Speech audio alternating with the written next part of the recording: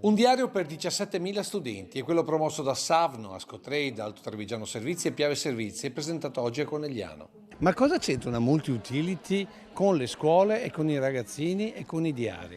Ragazzi, non fate una domanda, questa è una domanda seria che va risposto seriamente. I ragazzi sono il nostro futuro, quindi con questo si è detto tutto. Ecco, voi non è il primo anno che fate questa iniziativa, adesso addirittura ci sono delle altre multi-utility che vi stanno seguendo. Ma l'attività che ho cominciato l'altro anno deve coinvolgere anche gli altri, perché tutte le multi-utility del territorio devono essere partecipi a questa storia. Non voglio primo genere, no, non serve questa cosa qui. Serve solo essere uniti, fare squadra e dimostrare ai ragazzi che con la squadra si vince. Esempio calzante anche per il tema di questo diario, con lo sport declinato con 20 testimonial.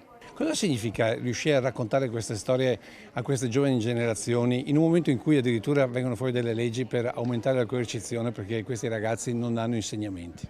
Significa dare un segnale importante. Da un lato appunto ci vuole la coercizione per chi sbaglia, però dall'altro ci vuole anche la formazione, l'educazione e la cultura. Quindi tramite lo sport noi speriamo di veicolare questi valori all'interno della scuola per formare le generazioni del domani. Discipline, protagonisti e soprattutto storie come quella di Bernardo Bernardini, che a 19 anni causa incidente rimane in sedia a rotelle e dopo 16 anni è diventato campione di triathlon. Ho imparato a parafrasare la frase di Le Coubertin che l'importante non è vincere, ma partecipare con uno spirito vincente.